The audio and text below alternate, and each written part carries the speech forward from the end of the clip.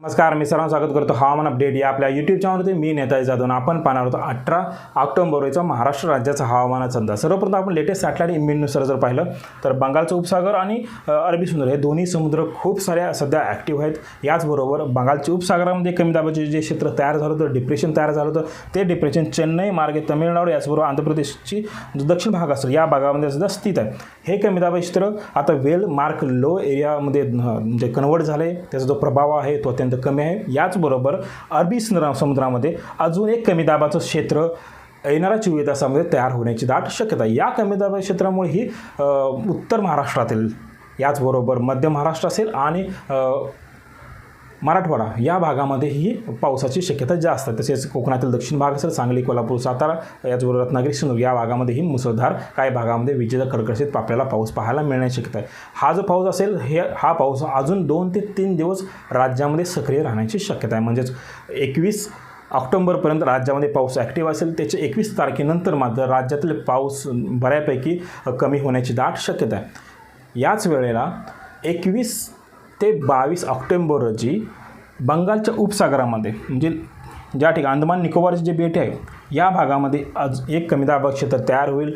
याचं कमी दाब क्षेत्राचं रूपांतर मात्र डिप्रेशन याचबरोबर सायक्लोनिक स्ट्रोममध्ये होण्याची दाट शक्यता आहे. ज्यावेळेला हे सायक्लोनिक स्ट्रोम तयार होईल त्याचा जो फोरकास्ट ट्रॅक असेल तो शक्यतो करून ओडिसाची किनारपट्टी, भुवनेश्वर तसेच पश्चिम बंगाल या भागामध्ये ह्याचा जो ट्रॅव्हल करण्याची दाट शक्यता आहे. मात्र त्याचा जो फोरकास्ट असेल तो अजून खूप दूरचा अंदाज आहे. त्यामुळे त्याबाबतची अपडेट आपण नंतरच्या व्हिडिओमध्ये पाहणार आहोत. मात्र येणाऱ्या 24 तासाचा जर विचार केला तर येणाऱ्या 24 तासामध्ये ही आणि आज रात्री ही सांगली, कोल्हापूर, सातारा, सोलापूरचा बऱ्याच भाग, रत्नागिरी, सिंधुदुर्ग या भागामध्ये मुसळधार, काही भागामध्ये विजेचा कडकडाट जोरदार पावसाची शक्यता आहे. येणाऱ्या 24 तास राज्याचा पावसाचा विचार केला सर्वप्रथम कोकणाचं कडून जर पाहिलं, कोकणातील सिंधुदुर्ग संपूर्ण जिल्हा, देवगड, वैभववाडी, मालवण, कुडाळ, सावंतवाडी, वेंगुर्ला याचबरोबर रत्नागिरीचा संपूर्ण जिल्हा, चिपळूण याचबरोबर खेड असेल, दापोली, लांजा, रत्नागिरी, संगमेश्वर, राजापूर या भागामध्ये ही मेघगर्जनेसह मध्यम स्वरूपाचा, काही भागामध्ये जोरदार स्वरूपाचा पाऊस आपल्याला पाहायला मिळण्याची शक्यता आहे. याचबरोबर रायगडचा जो दक्षिण भाग असेल, रोहा, माळगाव, तळसा, मुरुड, जंजिरा याचबरोबर पेण, खालापूर, अलिबाग या भागामध्ये हलक्या मध्यम सरी पाहायला मिळू शकतात. तसेच रायगडचा उत्तरेक भाग आणि मुंबई शहर असेल, उपनगर असेल, पनवेल, ठाणे, कल्याण याचबरोबर पालघरचा बहुतांश भागामध्ये ही ढगाळ वातावरण राहणार आहे. हलक्या सरी त्या ठिकाणी आपल्याला पाहायला मिळू शकतं. पालघरमध्ये 1 ते 2 ठिकाणी जोरदार सरी पाहायला मिळण्याची दाट शक्यता आहे. याचबरोबर पश्चिम महाराष्ट्राचा जर विचार केला, पश्चिम महाराष्ट्रातील संपूर्ण घाटमाथ्याच्या भागामध्ये पावसाची दाट शक्यता आहे. याच्यामध्ये सर्वप्रथम कोल्हापूरचा जर विचार केला, कोल्हापुरातील आजरा, चंदगड याचबरोबर कागल, बोदरगड असेल, याचबरोबर बावडा तसेच पन्हाळा या भागामध्ये ही जोरदार स्वरूपाचा पाऊस पाहायला मिळतो. अन्यत्र मात्र हलक्या स्वरूपाचा पाऊस पाहायला मिळणार. सांगली जिल्ह्याचा विचार केला, सांगलीचा संपूर्ण जिल्हा असेल, जवळ कवटेमहाकाळ, मिरज, आटपाडी, तासगाव, विटा, खानापूर या भागामध्ये हलक्या सरी, काही भागामध्ये जोरदार सरी, याचबरोबर शिराळा आणि वाळवा या दोन्ही तालुक्यामध्ये मध्यम सरी, काही भागामध्ये विजेचा कडकड हे जोरदार सरी आपल्याला पाहायला मिळण्याची दाट शक्यता आहे.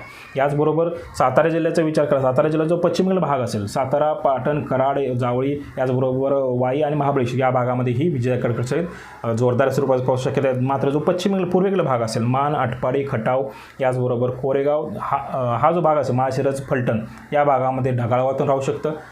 कदाचित 1 ते 2 ठिकाणीच हलक्या स्वरूपाचा पाऊस पाहायला मिळू शकतो. सोलापूर जिल्ह्याचा विचार केला, सोलापूर जिल्ह्याचा म्हाळा असेल, मोहोळ असेल आणि बार्शी या भागामध्ये जोरदार स्वरूपाचा, याचबरोबर दक्षिण सोलापूर, उत्तर सोलापूर जो पूर्वेकडील भाग असेल या भागामध्ये ड्राय वेदर राहू शकतं. मात्र ढगाळ वातावरण त्या ठिकाणी पाहायला मिळणार. याचबरोबर मंगळवेढा, सांगोला, पंढरपूर 1 ते 2 ठिकाणी हलक्या स्वरूपाचा पाऊस. माळशिरसचा विचार केला, माळशिरसमध्येही 1 ते 2 ठिकाणी हलक्या स्वरूपाचा पाऊस पाहायला मिळण्याची दाट शक्यता आहे. याचबरोबर पुणे जिल्ह्याचा विचार केला तर पुण्यातील बारामती असेल, दौंड असेल, या जो पुरंदर, हवेली, शिरूर, खेडचा जो पलीकडील भाग असेल, जुन्नर हा जो पट्टा असेल या भागामध्ये ढगाळ वातावरण राहणार आहे. 1 ते 2 ठिकाणी आपल्याला हलक्या स्वरूपाचा पाऊस पाहायला मिळू शकतो. मात्र जो घाटमाथ्याचा भाग असेल, लोणावळा, खंडाळा याचबरोबर मुळशी, वेल्हे, भोर या भागामध्ये मात्र हलक्या स्वरूपाचा, काही भागामध्ये जोरदार स्वरूपाचा 1 ते 2 ठिकाणी पाऊस पाहायला मिळणार. नगर जिल्ह्याचा विचार केला, नगर जिल्ह्यातील पारनेर, नगर, नेवासा, श्रीरामपूर, रोहता हा जो मध्यवर्ती भाग असेल या भागामध्ये ढगाळ वातावरण राहू शकतं. 1 ते 2 ठिकाणी आपल्याला हलक्या सरी पाहायला मिळतात. अन्यत्र मात्र ड्राय वेदर राहण्याची दाट शक्यता आहे.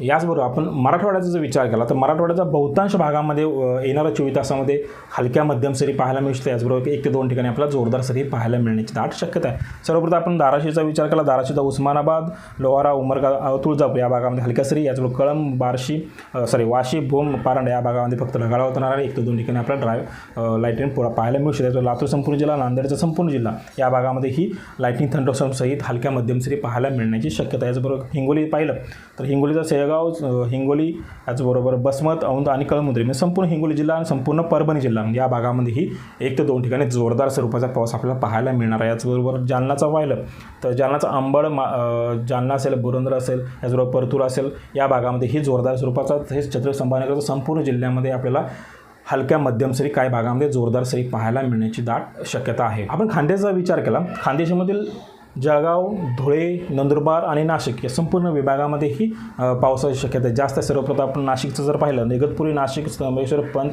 याचबरोबर सरगणा, बलगाव हा पूर्वेकडील पश्चिमेकडील भाग असेल या भागामध्येही हलक्या मध्यम सरी पाहायला मिळू शकतो. याचबरोबर जो पूर्वेकडील भाग असेल या भागामध्ये आपल्याला ढगाळ वातावरण 1 ते 2 ठिकाणी आपल्याला हलक्या सरी पाहायला मिळू शकतं. मात्र मालेगाव, देवला हा उत्तरेकडील भाग असेल या भागामध्ये ड्रायव्हित राहण्याची शक्यता जास्त आहे.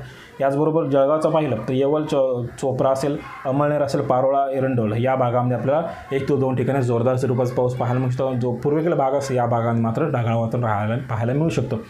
याचबरोबर धुळ्याचं पाहिलं तर साक्री, सिंदखेडा या भागामध्ये ही हलक्या मध्यम सरी. याचबरोबर नंदुरबार, नवापूर आणि अक्कलकोवा या भागामध्ये ही हलक्या स्वरूपाचा पाऊस पाहायला मिळू शकतो. मात्र जो शहादे, या तरोला आणि धुळ्याचा शिरपूर हा उत्तरेकडील भाग असेल या भागामध्ये ड्रायव्हित राहण्याची दाट शक्यता आहे. आपण विदर्भाचा जर विचार केला, पाठीमागच्या 2 ते 3 दिवसापासून विदर्भामधील जे पावसाचं प्रमाण होते ते अत्यंत कमी होतं. काही भागांनी ड्राय वेदर आपल्याला पाहायला मिळालं. मात्र येणाऱ्या 24 तास म्हणजे आज रात्रीपासून ते उद्यापर्यंत या भागामध्ये हे आपल्याला पावसाची शक्यता जास्त आहे. त्याचबरोबर बुलढाण्याचं जर पाहिलं तर बुलढाणा, सिंदखेड राजा, लोणार, मेखर, चिखली, बुलढाणा, कळंब दक्षिण भाग संपूर्ण भागामध्ये हलक्या मध्यम सरी पाहायला मिळू शकतो. याचबरोबर अकोला संपूर्ण जिल्हा, अमरावती संपूर्ण जिल्हा, वर्धा, यवतमाळचा संपूर्ण जिल्हा असेल, याचबरोबर चंद्रपूर आणि गडचिरोलीचा संपूर्ण जिल्हा हा जो संपूर्ण पट्टा असेल या भागामध्ये ही लाईटनिंग थंडरस्टॉर्म सहित काही भागामध्ये जोरदार, काही भागामध्ये मध्यम सरी आपल्याला पाहायला मिळण्याची दाट शक्यता आहे. याचबरोबर जो पूर्वेकडील भाग असेल, पूर्व उत्तर भाग असेल, म्हणजे गोंदिया, भंडारा, नागपूरचा जो पश्चिमेकडील भाग